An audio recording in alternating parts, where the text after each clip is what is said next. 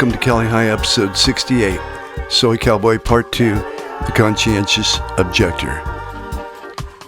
After enlisting in the U.S. Navy and spending a year at the Naval Air Technical Training Center in Millington, Tennessee, I managed to get stationed close to home at the Naval Air Station Point Mugu's Search and Rescue Division.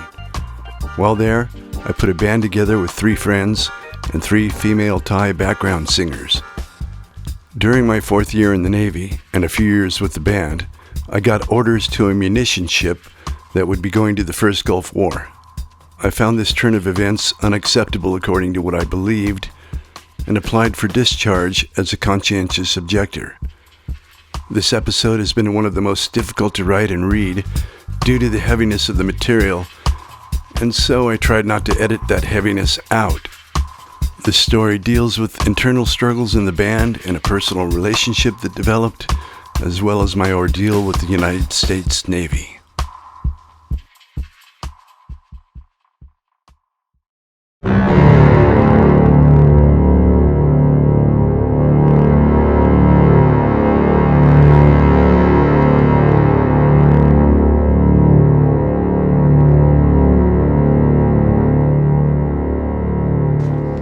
2 years after that first Soy Cowboy performance at KCRW, I was still in the U.S. Navy, an enlisted man with the rank of E5, Aviation Electronics Technician 2nd Class Nicoletti. The year before, I had graduated from the University of Laverne with a bachelor's degree in business management. Briefly, I had thought about my possibilities as an officer in the Navy, but due to my age of 32, only cryptology was open to me, and I would be taught Russian. And I wasn't into Russian or cryptology, even though I do love languages. And other significant events were developing in my life. As I said in episode 64, relationships developed in the band, and let me reiterate, it is not good to be involved with band members of the opposite sex, because if the relationship falls apart, someone will have to leave the band, and in our cases, it wasn't the guys that left, which meant new background singers would have to be found and auditioned. Take me home with you is where I want to be. ดูแต่งง่ายดีอ่ะ เพราะว่า something smells good อะไรเงี้ยมันคุกกินแล้วมัน smell good อะไรเงี้ยนะ And so I must now confess to being the first to have a relationship with one of the girls. After a Soy Cowboy rehearsal at my mom's garage one day, I asked Candy out to lunch, and somehow that took off. She had an apartment on Serrano in Hollywood, and I began spending nights there and driving to work 60 miles to Point Mugu in the mornings and 60 miles back in the evenings in my VW van. Take me home with you is where I want to be. The band played new gigs and I was writing more songs. However, my relationship with Candy began to hinder the smooth functioning of the band as Candy developed a sense of divaship. At performances, she had a commanding stage presence, setting her apart from the other girls. She had experience as a singer and some notoriety in the local Thai community.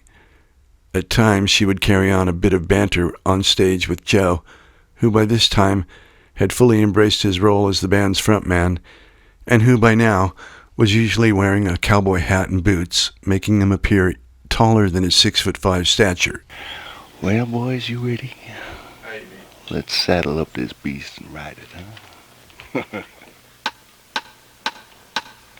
And as evidenced by that first show on KCRW, Joe had developed a shtick around his brand of Thai Western exotica and was at times quite humorous. But underneath the humorous banter between Joe and Candy, there was tension. On the way to a gig one time, Candy decided she was hungry and had to have some pad thai at a restaurant while the whole band was waiting for us. We got to the gig about 45 minutes late, and what was left of the crowd was restless, and the rest of the band was furious.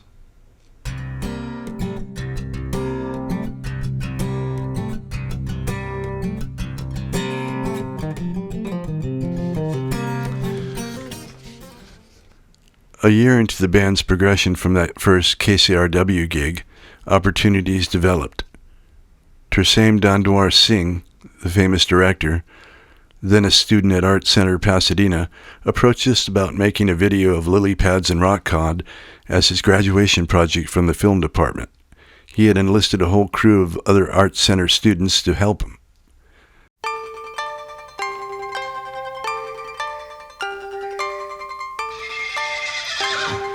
Cowboy ที่รัก ตอนนี้ฝนกำลังตกหนักมากเลย หนูไม่สบาย However, my relationship with Candy was full of sound and fury, and on weekends we would go to the Thai temple in North Hollywood called Wat Thai and get food and hang out a bit with friends. But we frequently fought over my autonomy. She didn't want me going anywhere without her, which I found not acceptable as a condition for a normal relationship. And so, ironically, I married her.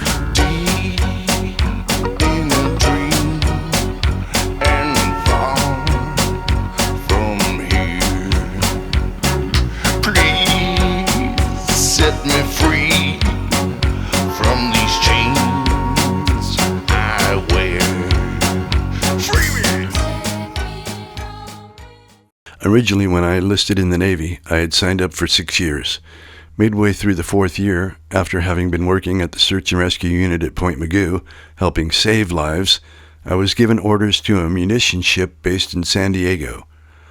This is when George Bush Sr. was making plans to invade Kuwait and Iraq to stop Saddam Hussein's aggression there. A munitions ship is a cargo ship that stores all the bombs and missiles.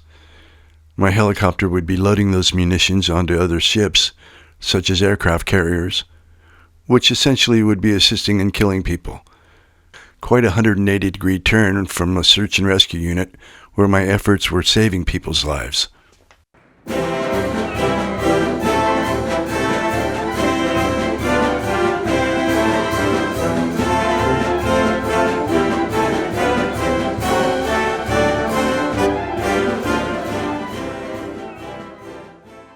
And all the while, Soy Cowboy's set list was growing as we wrote more songs. One day, Chaz called me up and told me he had come up with the framework of a song he thought would work for the band. I went over to his place, and he had come up with a rhythm track featuring acoustic and slide guitars. From his living room in Studio City, overlooking the valley, we started jamming on it. I came up with the piano part, and the arrangement gelled. We recorded it, and a new rhythm track was born. I went home with the cassette of the rough track. On the piano were some postcards from Chiang Mai, a city in the north of Thailand. The company that made the postcards was called Art Card Asia. It made high-quality postcards with beautiful photos of life in northern Thailand. There was a postcard of poppies being milked somewhere on a hillside in the Golden Triangle, an area in northern Thailand that borders Laos and Burma. There was one of monks walking down a street in their orange robes, one of a mountain sunset. There was one of elephants and one of Hmong children in a hill tribe village setting. They stirred memories of dark intrigue and dangerous adventure. I started writing. The song became Postcards from Chiang Mai and was the only song Chaz, whose real name is Charles Polachek, wrote for the band and remains one of the most iconic Soy Cowboy tunes to this day, with no Thai parts at all.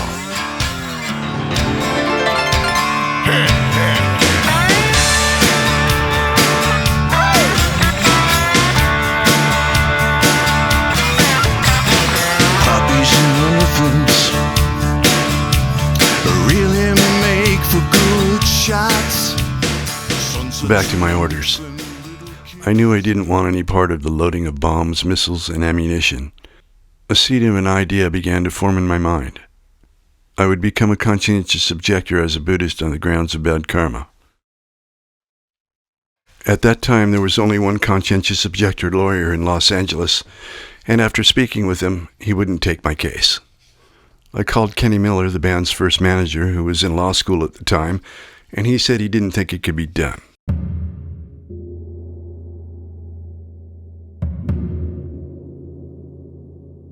But my convictions were just and my intentions sincere, and so I refused to be discouraged. In the days following, I went to the law library on base and read every previous case of conscientious objection from all branches of the service. There were applications from Christians of various denominations, Mormons and Jews, but no Buddhists.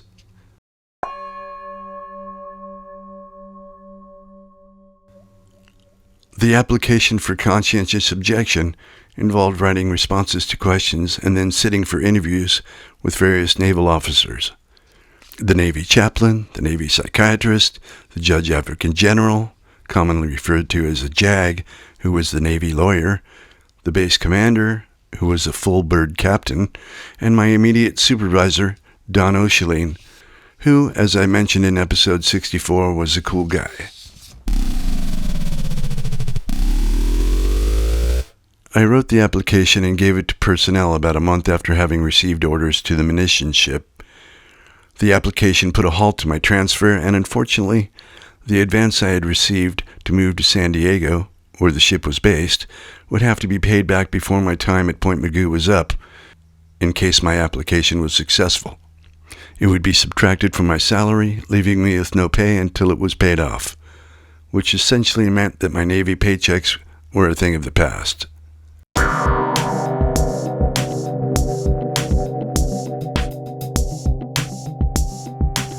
That meant Candy and I would have to move out of the apartment on Serrano. I would clandestinely move her into my barracks room and hope no one found out. Luckily at the time I had no roommate, and it was a large room as barracks go, with 3 beds.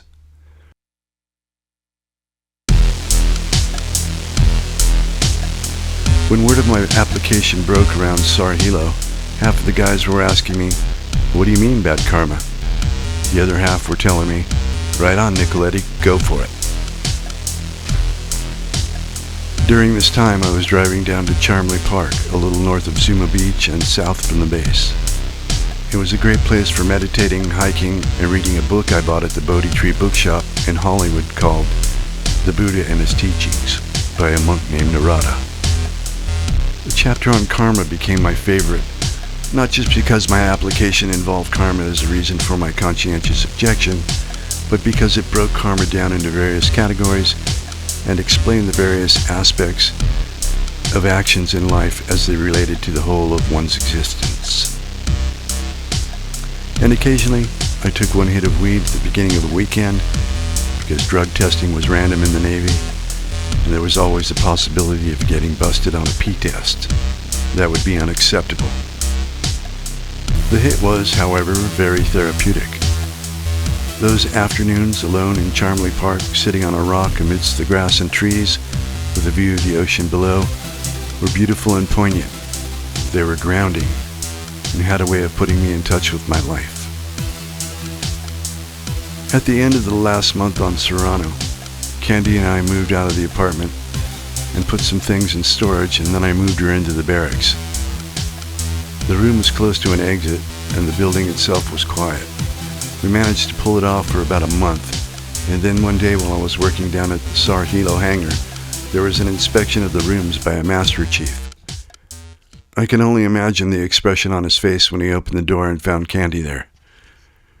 When I got back to the barracks after work, Candy told me what had happened, and there was a note to go see the master chief, who, as it turned out, was a kindly Filipino guy, and he politely told me that I had to move Candy out of the barracks. He didn't write me up or assign any punishment.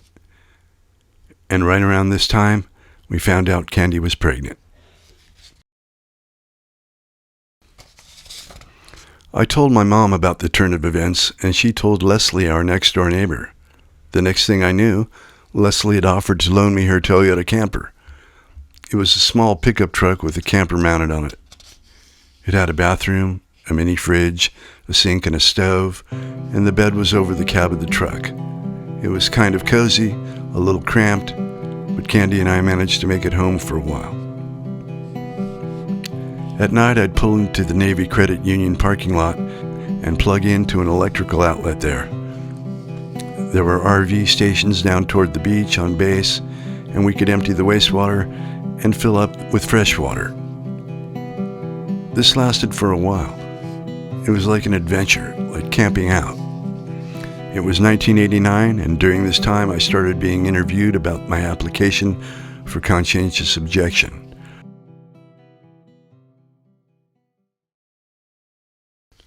First was the Navy chaplain, who, as a religious man, questioned me about the sincerity and origins of my Buddhist beliefs. When I had originally done my readings at the law library on base, I noticed many of the previous applicants had letters from clergy testifying to their veracity. I had had years of association with the Thai temple in North Hollywood and knew a few of the monks personally even before I met Candy. I had formed a Takra team with Ed Stone, who was my mentor in the early days of Thailand, and we competed at tournaments at Wat Thai, as the temple was called. Takra is a game like volleyball, but played with the feet, and the ball was made from woven cane strips resembling a soccer ball, about 6 inches in diameter. It is played over a 5-foot-high net. Also at Wat Thai, I had taken a Thai language class for foreigners, and I won a trophy for being the top student. In that class, I met 2 guys, Jim Fittipaldi and Michael Dietrich, who were fans of Soy Cowboy, and who became close friends after that class. Michael Dietrich was and is an animator who drew many iconic flyers for the band. Years later, he won a few Emmys, one for Phineas and Ferb. Jim Fittipaldi was an artist who held events and parties at his large loft downtown off Millington Street near the 4th Street Bridge. Rest in peace, Jim.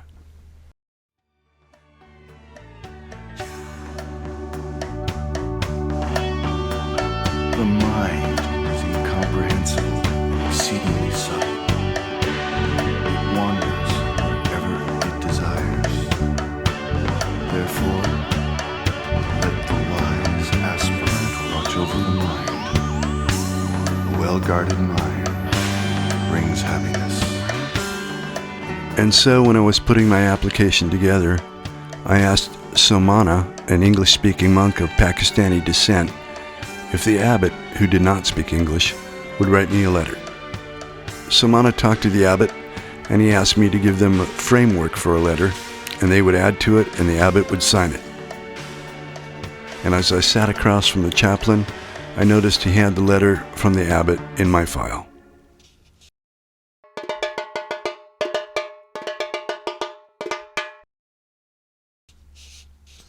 I explained to him, while having been born into a Catholic family, I always believed in karma, which was basically a summation of all of one's actions, good or bad, and that having married a Buddhist after I joined the military, my beliefs in Buddhist tenets had become stronger.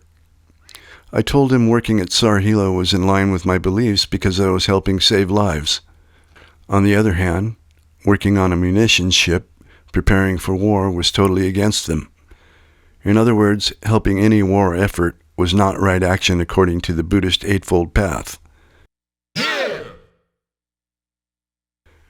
Before we go too much further, allow me to outline some of the qualifying criteria for applicants according to the Armed Services Directives. 1. Burden of proof. Applicants bear the burden of proving their claims of conscientious objection as grounds for separation. They must show by clear and convincing evidence that their belief is honest, sincere, and deeply held. 2. Applicants' proof of moral and ethical beliefs. Applicants must show that moral and ethical beliefs are against participation in war of any form. Primary factors. A. A primary factor to be considered is the sincerity with which the belief is held. Great care must be exercised in determining whether asserted beliefs are honestly and genuinely held. Sincerity is determined by a partial evaluation of the applicant's thinking and living in its totality, past and present. B. Care must be exercised in determining the integrity of belief and the consistency of application. C. Information presented by applicants should be convincing enough that their personal history reveals views and actions strong enough to demonstrate the belief in which the conscientious objection is based is the primary controlling force in his or her life, and that expediency or avoidance of military service is not the basis of their claim. And D. The conduct of the applicant, in particular his or her outward manifestation of the beliefs asserted, will be carefully examined and given substantial weight in evaluating the application.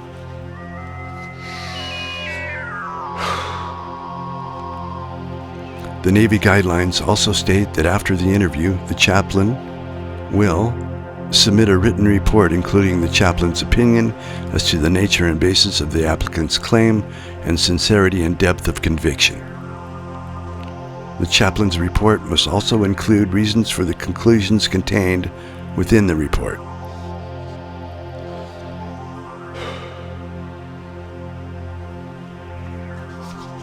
I had submitted a clear and well-written application which addressed these issues of belief, history, and development of belief, and my current life demonstrating adherence to my belief. 3 of the questions to answer on the application were: what do you believe about participation in war? 2. How did your beliefs develop, and when did they become incompatible with the military? 3. How does your life reflect those beliefs?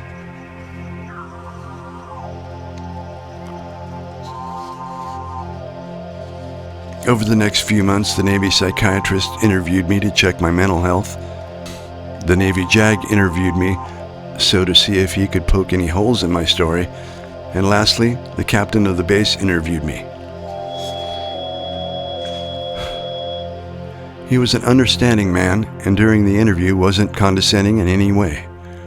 His questions were much the same as anyone else's and pertained to verifying the sincerity of my application.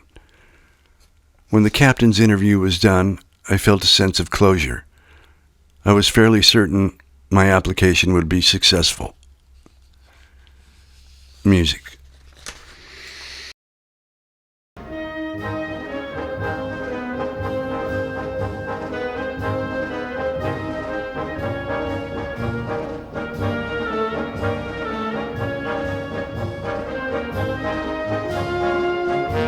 In October of '89, I was informed that my application was indeed successful and I was to be discharged in December.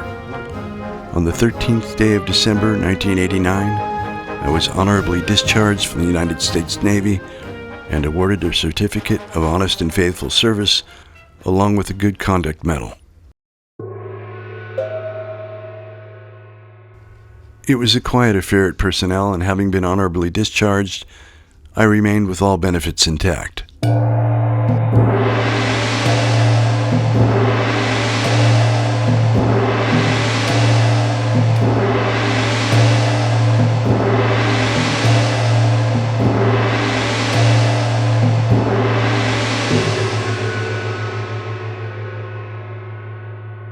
I never regretted my time in the Navy, especially working at SAR Hilo Point Mugu with such outstanding people. Let me first shout out to Senior Chief Don O'Shaleen, a great supervisor and a very cool human being. As I mentioned in episode 64, he helped me with some difficult troubleshooting on the intercom of one of the H-46s. He was an avionics tech as well, with many years of experience on the helicopter. He approved every reasonable request I had, such as appearing live on KCRW in the middle of a workday. A great guy who had a sense of humor that was at times insightful and at other times full of irony. I remember reading him one of my essays written during my undergraduate studies in business management.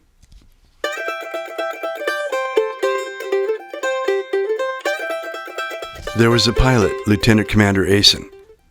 He was a Vietnam-era helicopter pilot who could be seen wandering through the offices in our hangar, collecting aluminum cans out of trash bins for recycling. He was the ranking officer at SAR Hilo, and yet somehow you knew he was never going to make commander. And yet, so did he, I believe. Mr. Asen drove a 1960 Ford Falcon Ranchero, and was one of our best pilots. Mike Chudzinski, one of the rescue swimmers and a friend of mine with whom I am still in touch, related a story about a flight he was on with the lieutenant commander piloting one Sunday. They were about 100 miles out from Point Mugu when a filter chip indicator popped yellow with a hint of red on one of the transmissions. If a transmission fails on a helicopter, the rotor seize up and the helicopter drops like a stone. Asen wanted to put the helicopter down in the water, but Mike was sure he didn't want the embarrassment of having to be rescued by the Coast Guard, and so he talked Mr. Asen into flying low and slow back to Point Mugu, and somehow they made it. And there was the hotshot Annapolis grad Lieutenant J.P. McCann. He was a partier, a good pilot, and your all-American type. I remember being weightless once in the back of the helicopter with McCann at the stick. I had friends as well who worked with me, most of whom were rescue swimmers. I was more of a runner, and I got a whole group of them running up to the radar towers with me. We would take 2 cars to the top and leave one there, and drive back down in my VW van and park next to a farmhouse and run up the road to the towers. The radar towers are on the northern tip of the Santa Monica Mountains, overlooking the base below and the Pacific Ocean to the south and west.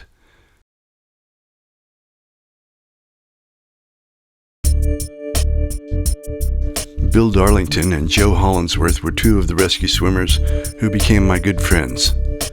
Joe used to come into town with me in the early days of scouting for singers, and we stayed at my mom's house after nights spent eating Thai food and drinking beer. Bill was the guy who originally started jogging with me to the radar towers and who convinced the rest of the guys to come along. We are still in touch to this day. I must also thank the civilian women who worked in the admin offices of the hangar and who took care of paperwork for the division. There was one who taught me how to use a word processor so I could get my assignments done while I was working on my undergraduate classes at the University of La Verne's on-base extension. I also used their computers to write my CO application. I can't remember their names. By the day of my discharge, Kenny Miller, my friend who had now become a lawyer and who was the band's first manager, sublet me his upstairs back house on Kester by Ventura and Sherman Oaks, and Candy and I moved in.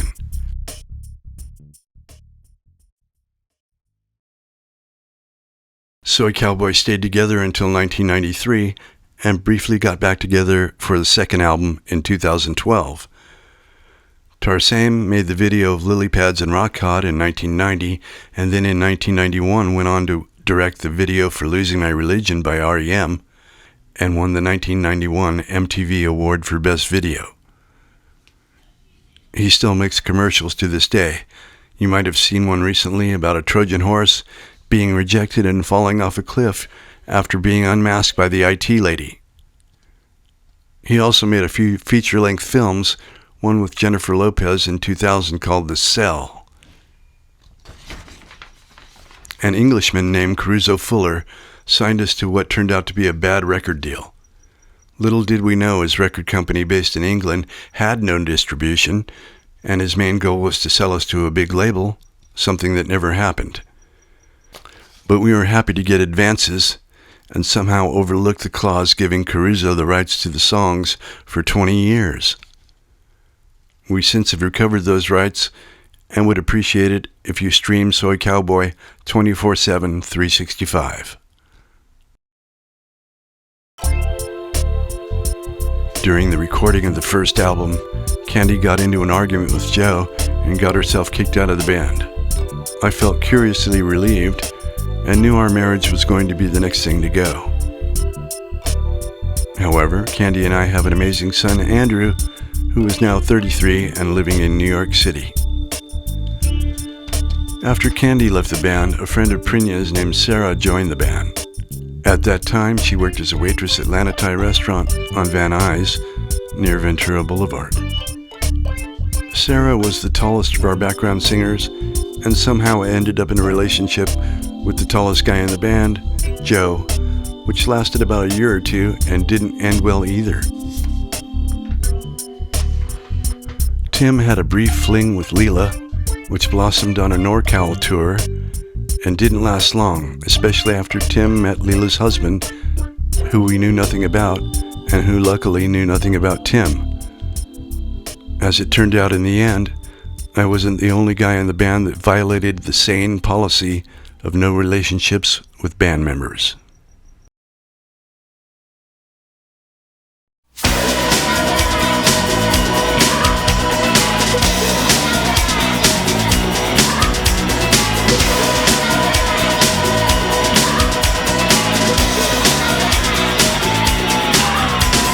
Love it when the night lights glow down in the big the street below. It seems as though they are my friend, calling me back again and again. I left my home and all I know, to live beneath the warm light glow. Light comes alive and so do I. Something in the air. Light comes alive and so do I. Impossible to explain.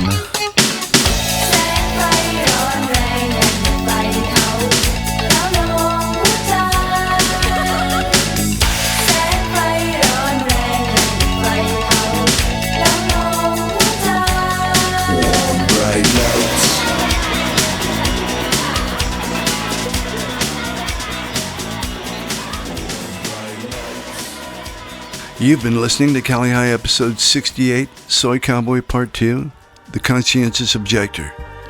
This is the 6th episode in a new series called A Work in Progress, a retrospective of adventures, written by Vince Nicoletti. Cali High's theme, written and recorded by Vince Nicoletti, Jordan Webb, and Namir Blade. Cali High podcast and theme are copywritten, and the logo is trademarked. Please donate to Cali High at patreon.com/CaliHighLA. Like, follow, and subscribe to Cali High on YouTube. And we're on YouTube at Cali High 8901. Email us with any questions to CaliHighPodcast@gmail.com. We're on Instagram at CaliHighLA. On all podcast platforms and audio. Cali High is a Cenzo Nico production. Stay safe and be blessed.